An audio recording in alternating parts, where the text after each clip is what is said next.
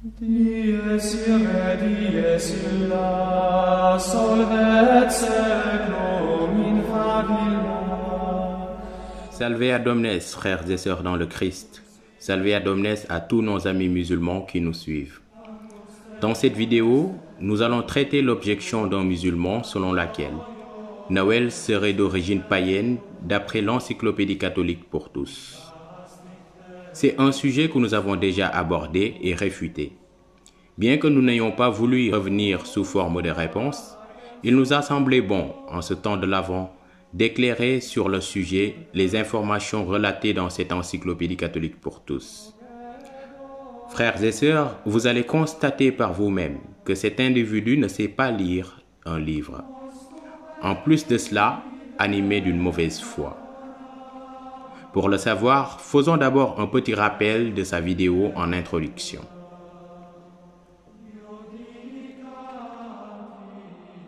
Donc ñu ñëw di wax ci wàllu Noël.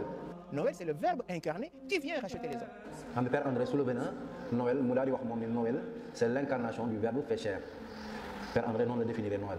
léegi avant ñuy commencer ci wàllu Noël dañuy lire ñoom li nga xam ni ñoom ci seen ay borom xam-xam ñoom ñoo ko bind ko ci encyclopédie catholique comme ngeen ko gisee nii mën naa ko gën a jegeel ku ko amul mën na ko uti bu ko defee mu lire ko donc ñoom lan lañu wax ci biir on va lire ensemble.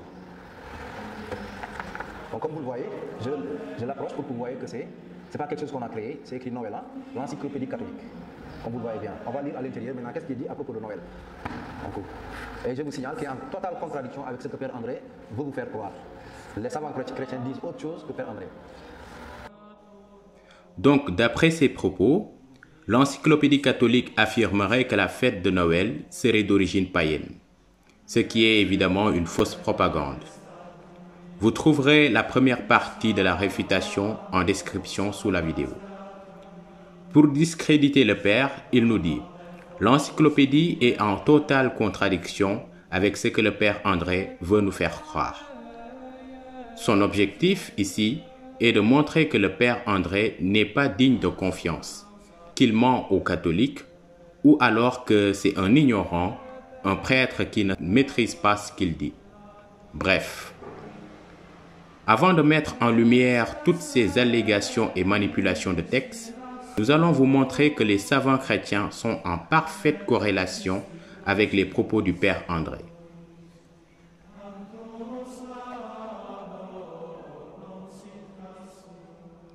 Les savants chrétiens, co-auteurs de cette encyclopédie sont Monseigneur Michel Dibou et Monseigneur Stanislas Lalanne.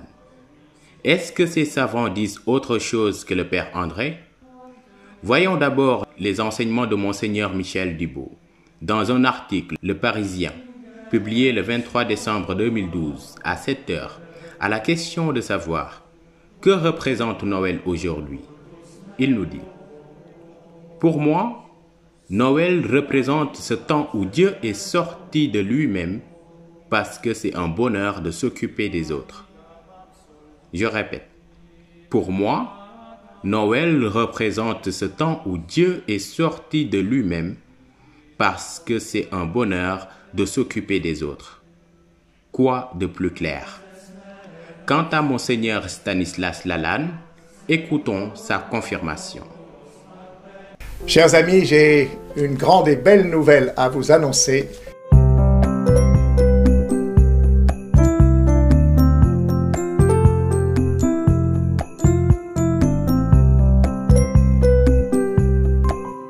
Une nouvelle inouïe. Le Dieu Tout-Puissant, le Tout-Haut, celui qu'on n'a jamais vu, se donne à voir dans le visage d'un tout petit homme. L'Emmanuel, Dieu avec nous.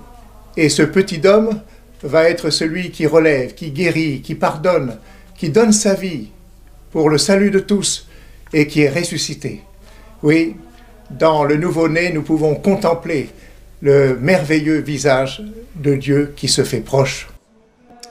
Voilà donc deux savants chrétiens, auteurs de l'encyclopédie, qui, tout en réfutant ces musulmans, confirment les propos du Père. Compte tenu de telles déclarations, il ne peut plus dire à présent que les savants chrétiens disent autre chose que le Père André. Dans ces allégations, Il dit: l'encyclopédie est en totale contradiction avec ce que le père André veut nous faire croire. Alors voyons ça de plus près. Nous lisons dans la même encyclopédie catholique qu'il utilise, sur la même page, je cite: Noël est, aujourd'hui, pour beaucoup, une fête de l'enfance et de tendresse. Pour les chrétiens, l'origine de cette tendresse est l'amour de Dieu manifesté par l'incarnation. Amour qui dépasse tout et appelle tous les hommes à l'amour. Paix aux hommes que Dieu aime, chantent les anges du récit de Noël. Ainsi, le cœur de Noël est l'accueil en soi de ce que dit Dieu par l'incarnation. Saint Jean appelle Jésus le Christ, Verbe de Dieu, la parole de Dieu. Par lui, tout a été fait, ajouté. Chers tous, c'est la partie de l'encyclopédie qu'il a sciemment cachée, en ne lisant que ce qui l'intéressait. Donc quand il dit « l'encyclopédie est en totale contradiction avec le Père », c'est une fausseté, un mensonge délibéré. Donc non, ni l'encyclopédie, ni les savants chrétiens n'ont dit autre chose. Au contraire, ils sont en parfaite corrélation avec ce que dit le Père André. Ignorer le sens véritable de Noël pour un musulman, c'est acceptable. Mais mentir volontairement à ses frères musulmans, c'est être de mauvaise foi, un manque d'honnêteté intellectuelle, ce qui est très grave pour quelqu'un qui prétend rétablir la vérité. Maintenant que nous venons de constater les mensonges et les cachotteries de ce musulman, nous pouvons lire ensemble l'encyclopédie catholique pour tous et expliquer de quoi il s'agit.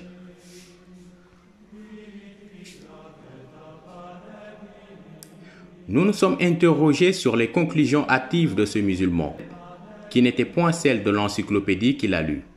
Et après réflexion, il est clair qu'il lui manque toujours une chose: la rigueur intellectuelle. En effet, notre ami ne comprenait pas ce qu'il lisait. Dans cette encyclopédie, la question est abordée en deux parties. En premier lieu, elle relate le point de vue historique. Puis en second lieu, le point de vue théologique, c'est-à-dire sur la foi chrétienne. Cette seconde partie, nous l'avons vue tantôt. Ce sont les fameux passages que notre ami a coupés et cachés. Mais dans la première partie de l'encyclopédie, c'est-à-dire historiquement parlant, elle ne fait que relater des informations théoriques selon les chercheurs. Puisque rien n'est encore prouvé avec certitude au stade actuel des recherches, ces théories ne sont que hypothèses du point de vue historique. Nous lisons. Noël. Personne ne sait exactement quand Jésus de Nazareth est né. L'année de sa naissance, théoriquement l'an 1er de notre ère, puisque notre calendrier est fixé à partir de cet événement, n'est pas exactement connu. 3, 6, 8 avant Jésus-Christ. Le jour l'est encore moins. Beaucoup de théories s'affrontent pour expliquer le choix du 25 décembre comme jour symbolique de sa naissance.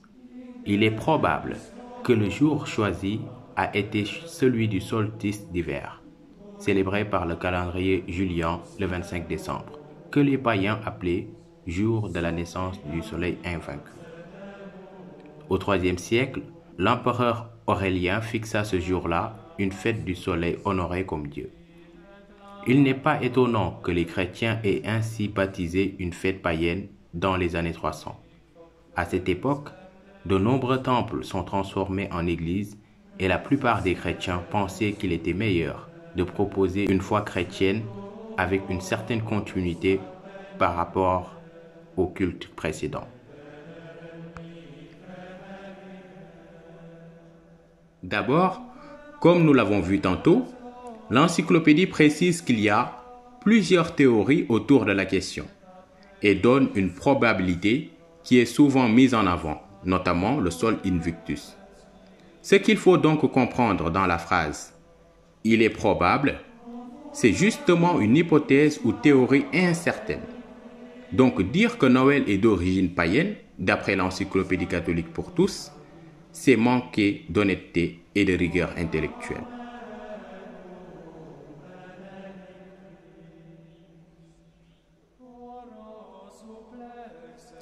Mais alors, qu'est-ce qu'ont trouvé les historiens comme certitude historique? Selon les historiens, les données historiques qui sont sûres et certaines sont que les fêtes du dieu Sol n'ont jamais été célébrées le 25 décembre d'après les différents fastis ainsi que le calendrier philocalien utilisé à l'époque. De même, nous savons que le premier empereur païen, Héliogabale, a été assassiné pour avoir voulu imposer cette fête aux Romains. Ce qui veut dire que non seulement le Sol Invictus n'était pas totalement fêté dans tout l'Empire romain, mais encore moins à la date du 25 décembre. Notons aussi, ce n'est qu'à partir du IIIe siècle qu'un autre empereur païen, Aurélien, la fixa à cette date pour leur fête. Voilà 3 éléments historiques et fondamentaux à tenir en compte. Si donc les païens fêtaient le dieu Sol le 25 décembre qu'à partir du IIIe siècle, c'est-à-dire ils ont décidé de le changer tardivement. Et alors, on pourrait se demander pourquoi ont-ils attendu tout ce temps pour le fixer qu'au IIIe siècle. Tout ceci montre que l'hypothèse du 25 décembre est plutôt d'origine chrétienne, copiée par les païens dans le seul but de combattre la foi chrétienne. Mais une chose est certaine, contrairement à ce que prétend faussement notre détracteur, l'encyclopédie dit clairement que le choix de la date pour les chrétiens a été ni un choix copié, ni plagié, mais plutôt un choix symbolique. C'est cela, chers frères et sœurs, la véritable information historique donnée dans l'encyclopédie. Rien d'autre n'est à conjecturer dedans. Liber scriptus proferetur, in quo totum continetur, onde mundus judicetur, iud exter opum sedemi, quid placet apparebi. Dans notre prochaine vidéo, nous allons nous focaliser sur l'origine symbolique et biblique de la date du 25 décembre selon d'autres savants. Nous verrons bien si l'encyclopédie catholique pour tous est en totale contradiction avec cela.